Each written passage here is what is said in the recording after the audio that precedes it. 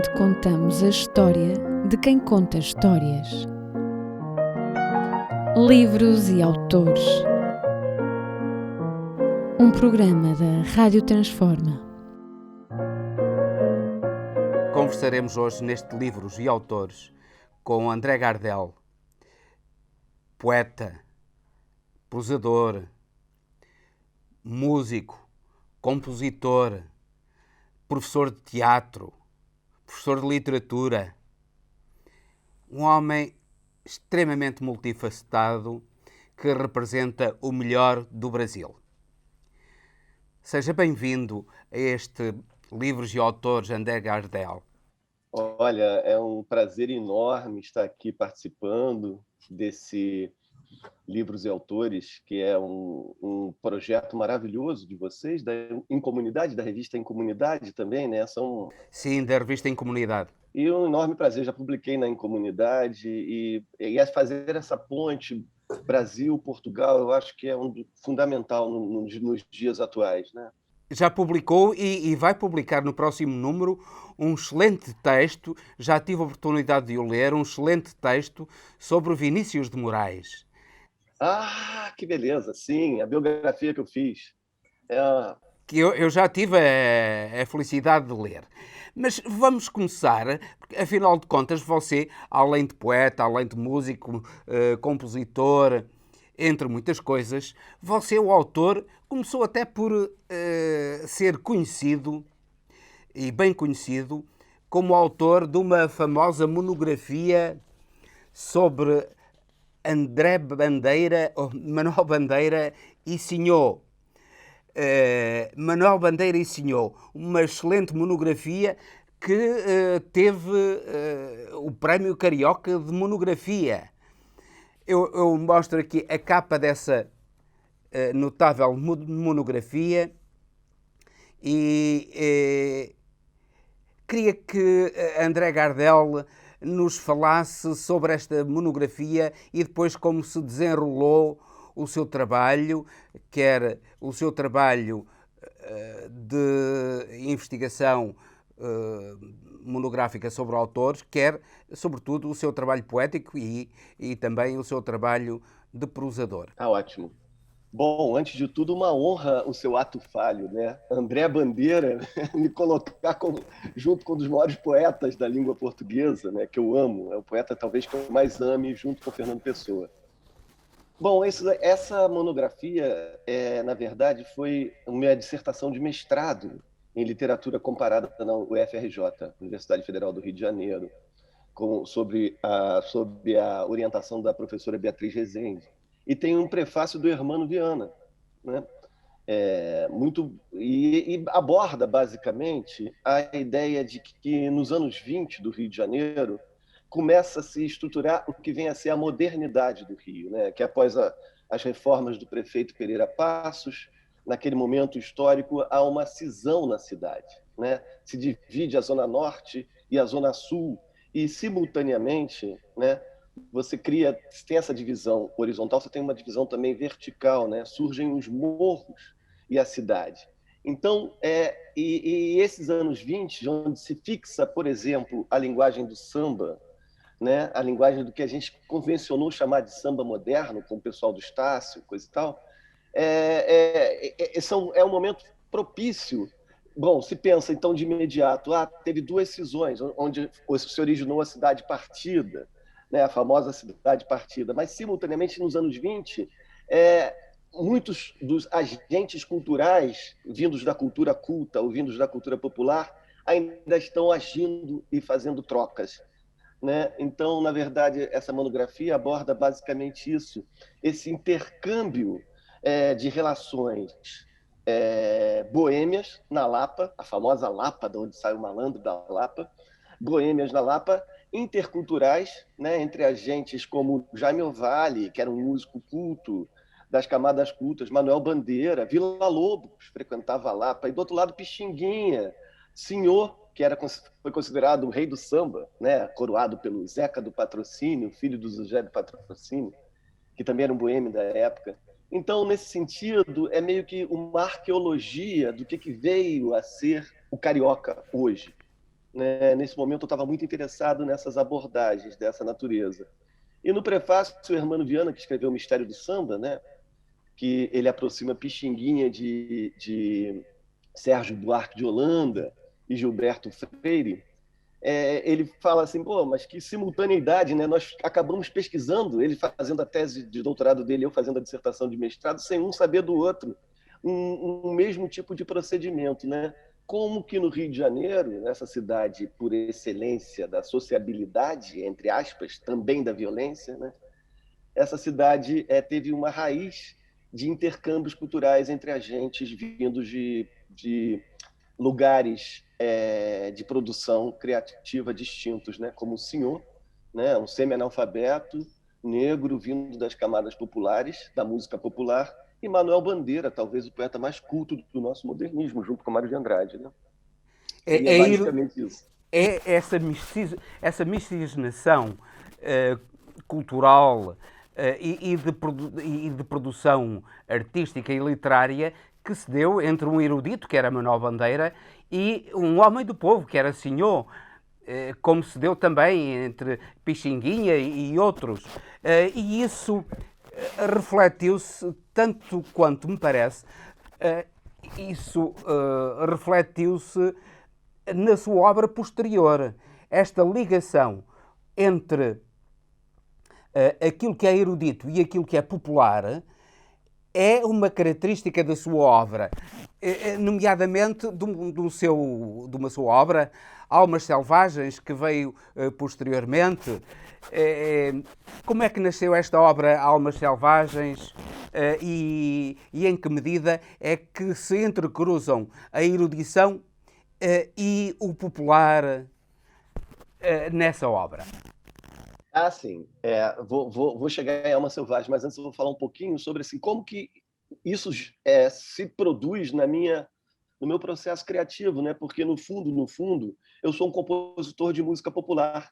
Eu não sou um compositor que tenha estudado sistematicamente música. Apesar de ser doutor em literatura, professor de teatro, ter feito pós-doutorado em teatro, em música, eu sou realmente um músico muito mais intuitivo do que propriamente um músico culto. Embora eu tenha transitado aqui e ali, toque uma canção de Villa-Lobos, toquei durante um tempo um pouquinho de música barroca, mas a minha formação básica é de quem não estudou sistematicamente música. Então, é intrínseco à minha formação essa junção entre o popular e o erudito, ou, entre aspas, o acadêmico. Né? É meio inevitável isso ser gerado, isso ser desdobrado em toda a minha produção. Almas Selvagens foi uma peça de teatro que eu escrevi em 2015.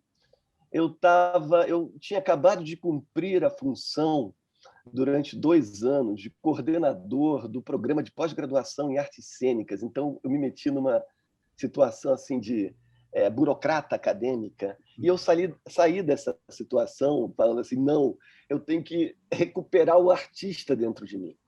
Então, foi uma espécie de sopro, de desrepressão de algo recalcado, do burocrata que tinha que, de alguma maneira, trazer à tona as potências todas que estavam guardadas do artista. Né?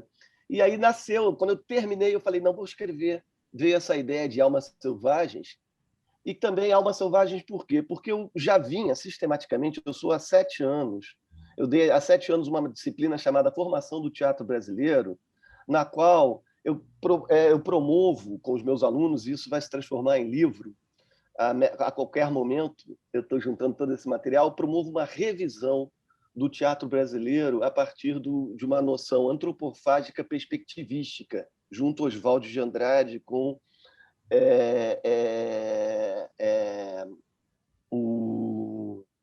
Nossa, me esqueci o nome dele agora, do antropólogo famosíssimo, Eduardo Viveiro de Castro. Sim. De Castro. Como é que eu vou esquecer Eduardo Viveiro de Castro?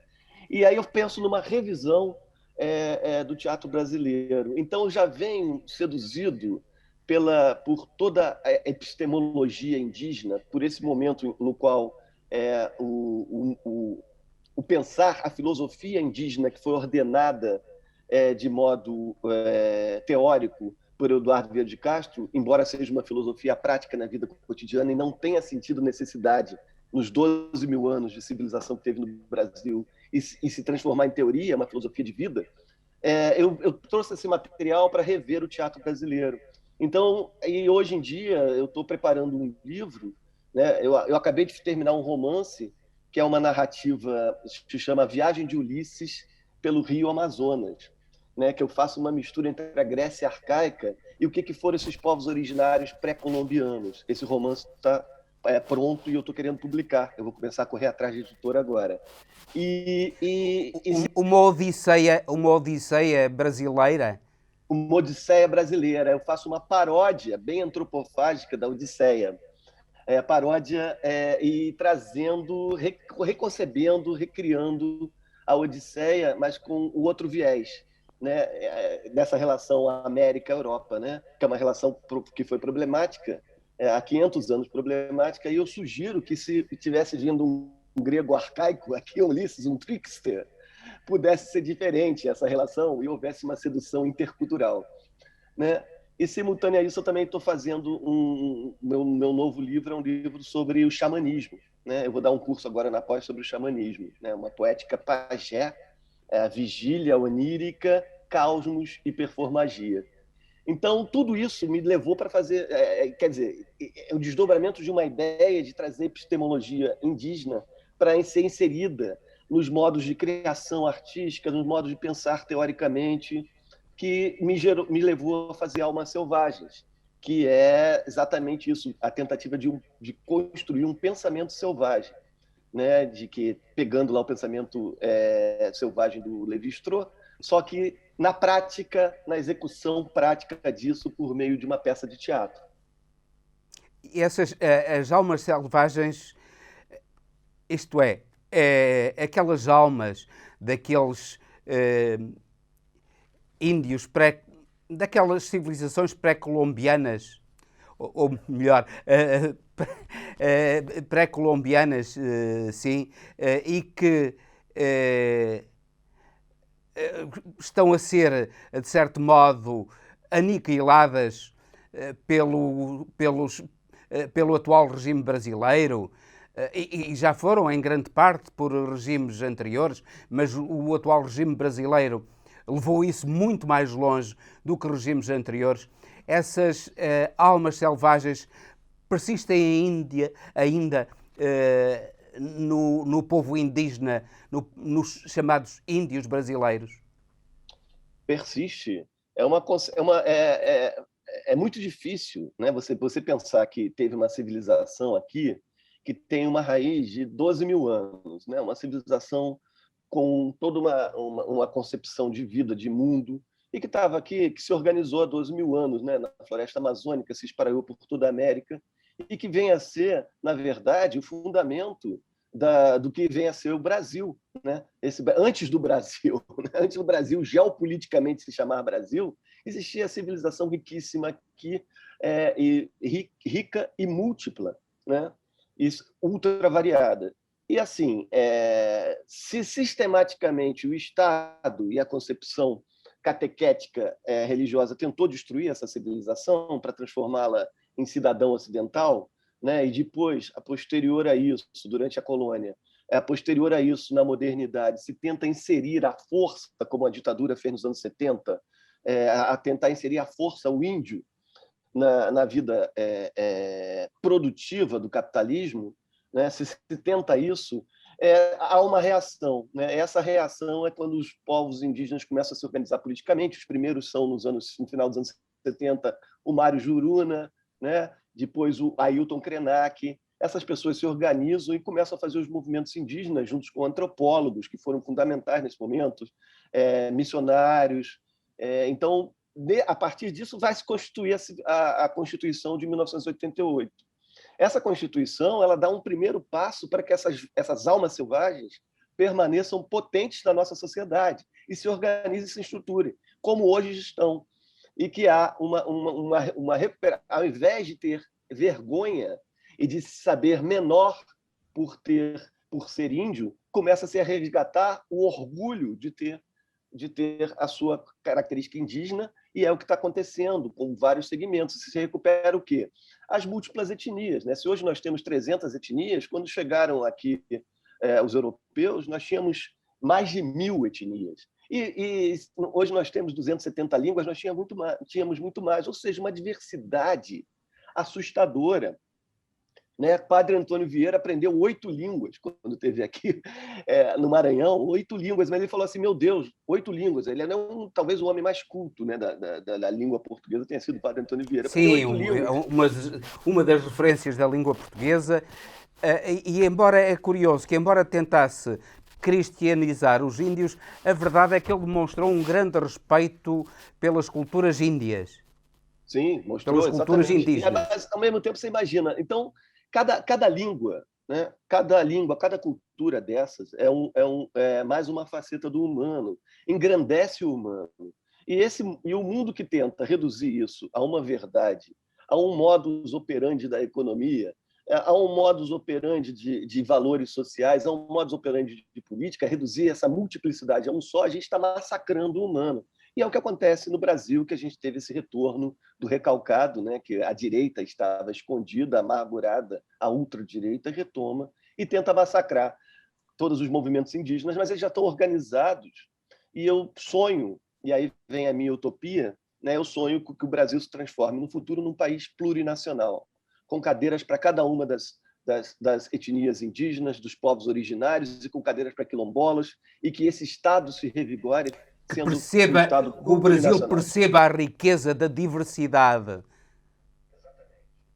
e que a civilização, o progresso estão precisamente nessa riqueza da diversidade.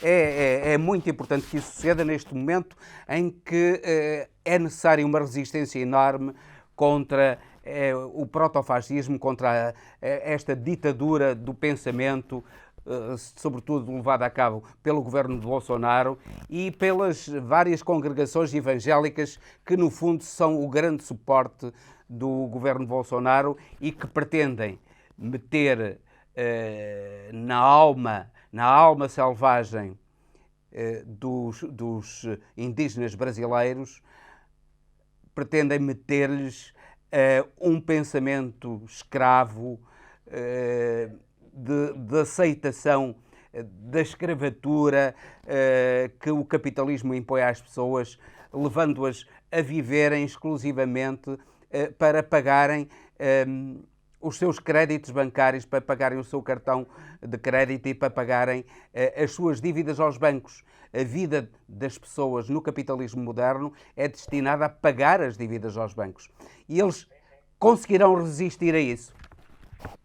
E estão se organizando cada vez mais, e essa é a potência da contemporaneidade. Né? E cada vez, como nos anos 70, a ditadura tentou definir o que era índio para poder dizer assim, você não está usando cocar, nem arco e flecha, nem está pintado, então você não é índio. E a gente sabe que ser índio não tem nada a ver com estar usando cocar, arco e flecha, tem a ver com estar inserido dentro de uma cultura, de uma comunidade, e estar circulando os valores dessa cultura e da comunidade. E esses valores estruturarem a sua alma, a sua identidade, o seu estar no mundo. Isso é ser índio. Né? Então, na verdade, a ditadura tentou fazer isso nos anos 70 e levou a que surgissem os grupos organizados e começassem as manifestações políticas de uma determinada faixa da população brasileira, e que vários teóricos, como o próprio Eduardo Vieira de Castro, ou então o Alberto Mussa, no livro Meu Destino é Ser Onça, diz que, na verdade, o Vieira de Castro tem uma máxima maravilhosa, que fala assim, no Brasil todo mundo é índio, exceto quem não é. Ou seja, todo mundo é índio, exceto quem não é. Tem algum lugar ali na cadeia genética que é indígena, e não tem saídas. Né? Esse é o Brasil. Então, essa questão que aconteceu nos anos 70, né, da tentativa da ditadura de emancipar o índio, vamos emancipar, mas para emancipar vamos definir quem é quem, para que eu possa me apropriar do restante das terras e não demarcar mais nada. É o que acontece hoje com o Bolsonaro, cada vez mais que ele tenta liberar para os madeireiros, para os garimpeiros, para que esse bando de saqueadores destruam o Brasil, pensando só no giro da produção e consumo que estrutura o capital. E no meu romance eu chamo, como os brancos chamam os índios de isolados, né? Que você sabe que o país que tem mais índios isolados no planeta é o Brasil. E é uma preservação de uma cultura riquíssima que está guardada lá, está indiferente a esses anos todos de civilização ocidental. E esses índios isolados são chamados de índio bravo. Aí eu crio um personagem que é o grande capital do branco bravo. O bravo mesmo é o grande capital do branco bravo. O branco selvagem no sentido negativo que a palavra selvagem tem. Negativo, exatamente. Eu dou uma releitura. Em vez de pegar o selvagem como potência vital, eu trago como negativo, devorando o termo que eles usam mesmo. Então, hoje em dia, esse absurdo todo que está sendo feito pelo governo Bolsonaro está tendo como reação exatamente o fortalecimento cada vez maior. Então, você tem o Daniel Munduruku, o Krenak, Eliane Potiguara, o Álvaro Tucano. Que nós já tivemos oportunidade de entrevistar ainda recentemente o Daniel Munduruku, que tivemos oportunidade de o entrevistar e esperamos que ele seja um dos membros da Academia Brasileira de Letras. Esperamos que em breve essa escolha e essa justiça seja feita. E esse é o primeiro passo para que surja um Estado plurinacional, né? Que o Daniel Munduruku entra na Academia Brasileira de Letras, que tem cadeiras, como aconteceu no Chile, acabou de acontecer, né? O Mapuche está liderando a reconfecção da Constituição chilena, né? É maravilhoso, uma mulher Mapuche. Então, o Daniel Munduruku teve ontem na aula inaugural do nosso curso de letras, né? Que eu sou professor de letras e sou professor de artes dramáticas, né, de artes cênicas na Unirio. E a aula inaugural, eu convidei o Daniel Munduruku, e ele fez uma aula inaugural excelente, a qualquer momento vai estar disponível, eu aviso a vocês e passo o link para vocês verem. Nós agradecíamos muito que nos enviasse esse link. Mas estamos a aproximar-nos um pouco do termo deste programa, que tem tempo limitado, e queríamos falar deste seu último livro, Frestas, um belo livro de contos. Em que medida é que toda essa visão do mundo que acabou de falar está aqui nesta obra Frestas, de que eu ressalto o conto Avô? Em que medida é que há uma transição? A mim pareceu-me mais clássico, digamos assim, mais dentro da sua obra, mais clássico, digamos, mais, de certo modo, prisioneiro, muito prisioneiro ainda do erudito. Sim, o conto Avô. Mas nesse livro, né, que foi meu recente livro, eu não dei a guinada tão radical como eu estou dando nesse meu romance que eu vou publicar agora. Sim, a Viagem de Ulisses pelo Rio Então nós esperamos a oportunidade de o voltar a entrevistar quando publicar este novo romance. Maravilha. Então, nesse livro eu dou uma guinada radical. Aqui no Frestas, o conto Avô, o conto Paquetá, o conto Morto, tem assim uns 4 ou 5 contos em que isso vem à tona com força. Já está começando a emergir dentro da minha produção, da minha criação. Está emergindo essa outra epistemologia, essas almas selvagens que surgiram fortemente na minha produção anterior, que foi a obra dramatúrgica Almas Selvagens. Ela na prosa de ficção, ela começa a emergir aos poucos.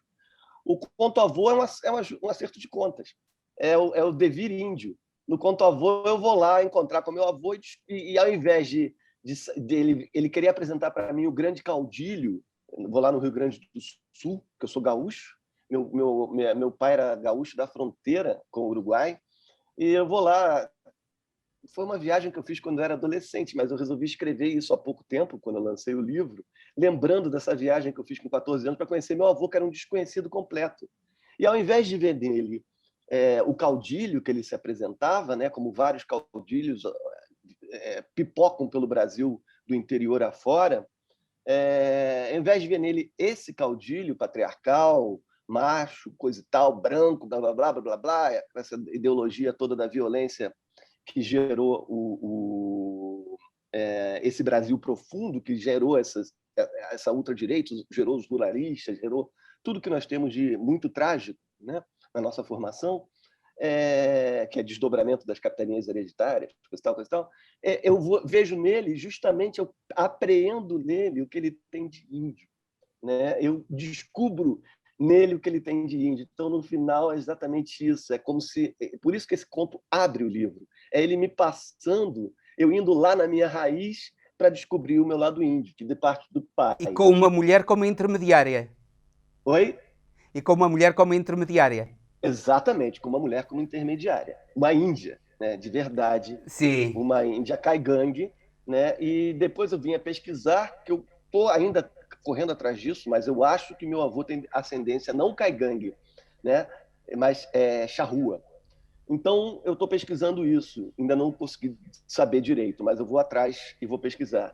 Então, aquela mulher como intermediária que vai fazer a ponte para que eu viva, eu receba dele não o caudilho, não o ocidental, não o colonialista, mas sim a potência indígena. E aí se abre para que eu consiga fazer minha produção cada vez mais permeada, encharcada por essa outra perspectiva. Mas você vai ver quando você for, não sei se você teve oportunidade de chegar no conto Paquetá. Esse conto Paquetá, eu assumo um lugar de fala realmente do tipo de estilo que eu estou produzindo, que eu chamo de realismo mítico. Não é o realismo mágico que atravessou nossas letras latino-americanas nos anos 60, Sim. Mas eu chamo de realismo mítico. É o mítico inserido na realidade com a normalidade, que a gente aprenda a conviver com o mítico com a mesma constância que a gente aprende a conviver com o realismo. E aí, nesse conto Paquetá, você vai dar uma olhada depois com calma, você vai ver que ali tem uma proposta já radical, né? Eu recebo uma missão, o personagem se transforma em onça, miticamente, né? A onça o animal, a onça na mata, a águia no ar e a ariranha nas águas são os animais que são o topo da cadeia alimentar, são os mais admirados pelo índio. Aí me transformo em onça e tenho a missão de voltar para a Urca, onde eu moro, para retomar as terras tupinambás. Aí eu venho numa canoa para retomar as terras e ir para atacar o exército numa canoa, sozinho. Uma coisa completamente idealizada, mas nesse conto está como proposta, né? Claro que é tudo metafórico e cheio de ambiguidade. Claro. Mas vamos recuperar... sempre com essas almas selvagens dos índios como pano de fundo. Pano de fundo, exatamente. Estamos a terminar, André Gardel, já atingimos o fim do nosso tempo. Foi com muito prazer que estivemos a conversar consigo, aqui na Rádio Transforma e na Incomunidade. Pedimos a quem nos vê para partilhar, para subscrever o canal da Rádio Transforma e da revista Incomunidade e para colocar gosto. Esperamos então, muito em breve, voltar ao seu convívio para falar sobre esta sua odisseia brasileira. Muito obrigado, André Gardel, e um grande abraço para si. Um grande abraço, amigo, e olha, muito feliz de ter participado e podem contar comigo aí na hora que precisarem, tá bom? Tudo de bom. Muito obrigado. Conte sempre connosco também. Muito obrigado, André Gardel.